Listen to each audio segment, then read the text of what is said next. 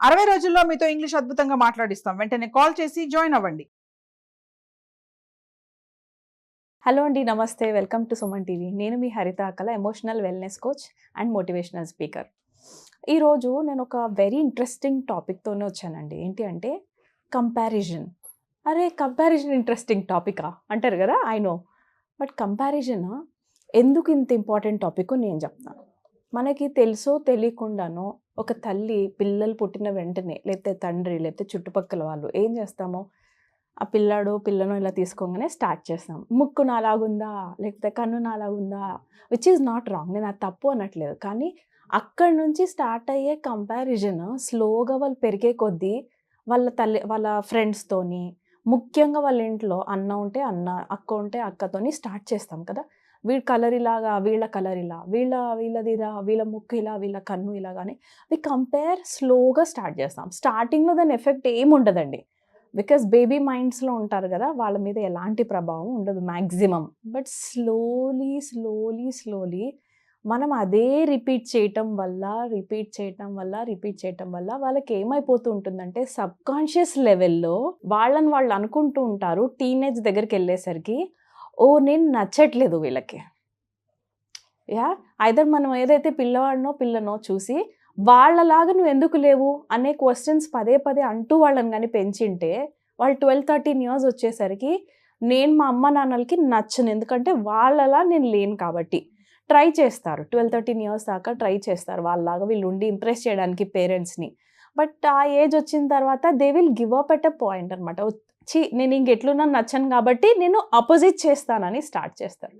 చాలామంది teenage mothers complaints ఇక్కడ నుంచే వస్తున్నాయి.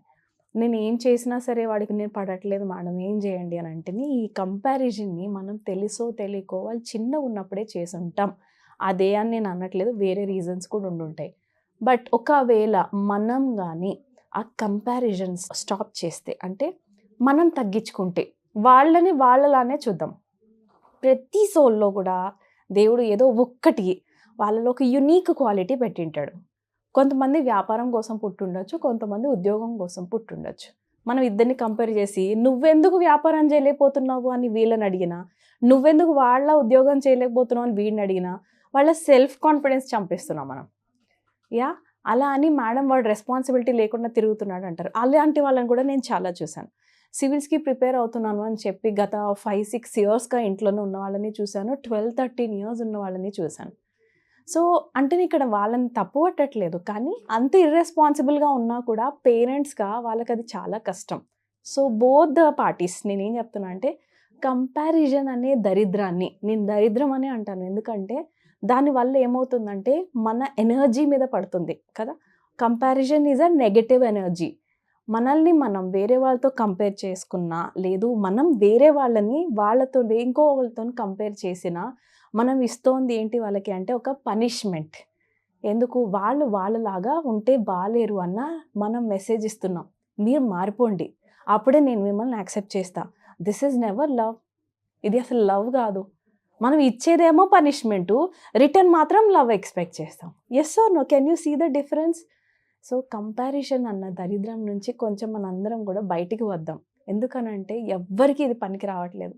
మనకి చిన్నప్పుడు ఒక లెసన్లో చూపించారు కదా, నేను మళ్ళీ అక్కడ ర్యాబిట్ మాకు చాలా ఇష్టం. అది rabbit and tortoise and rabbit స్టోరీలో కంపేర్ చేయలేదు, రైట్? కానీ రేస్లో పార్టిసిపేట్ చేశారు. ఫైనల్గా విన్ అయింది ఎవరు, రైట్?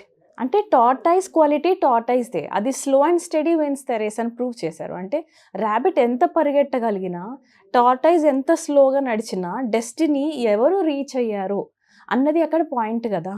సో ఎంత నువ్వు ఎనర్జెటిక్గా యాక్టివ్గా మనందరికీ కనిపిస్తున్నా, కొంతమంది మనం ర్యాబిట్, సపోజ్ టార్టాయిస్ లాంటి వాళ్ళని, ర్యాబిట్ అంత స్పీడ్గా ఉంది చూడు, నీ పక్కింటి వాడు ఆల్రెడీ ఇంత బాగా చదివేస్తున్నాడు చూడు, పక్కింటి వాళ్ళు 4 o'clockకి లేసిపోయారు చూడు, పక్కింటి బాబు మార్నింగే కాలేజ్కి వెళ్ళిపోయాడు, నువ్వు మాత్రం లెగవు.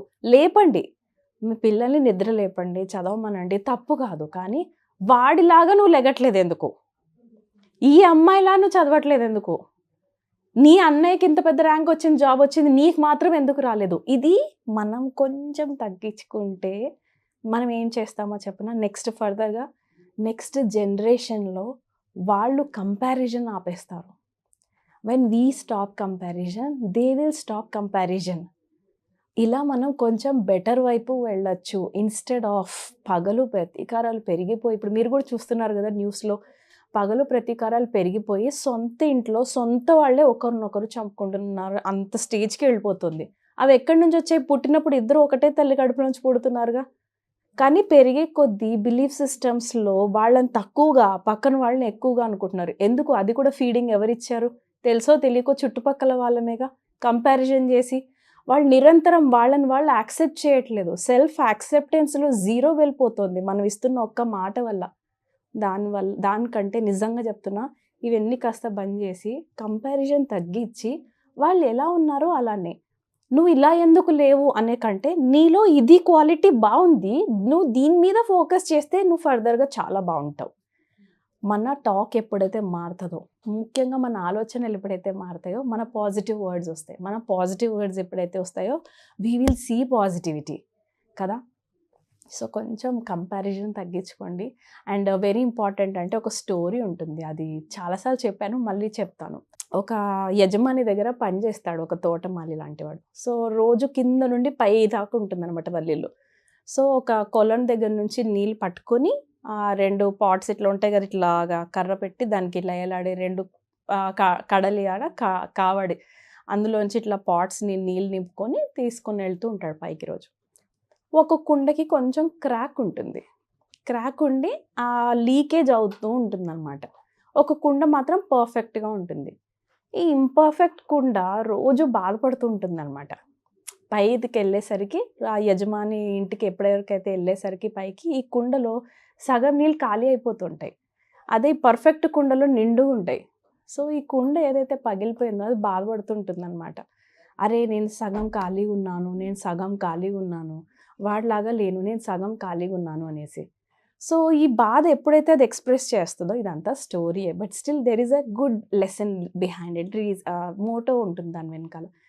రైట్? ఈ కుండ ఎప్పుడైతే ఇది ఎక్స్‌ప్రెస్ చేస్తుందో అతనికి, ఓనర్‌కి, అతను చెప్తాడనమాట మోసే అతను. కాదు, కాదు, నువ్వు ఈరోజు ఒక్కరోజు ఏం చేయనంటే, నీళ్ళు తీసుకొని నేను పైకెళ్ళేదాకా నువ్వు జస్ట్ నీ చుట్టుపక్కల ఉన్న ఫ్లవర్స్‌ని కౌంట్ చేయాలి అంటాడు.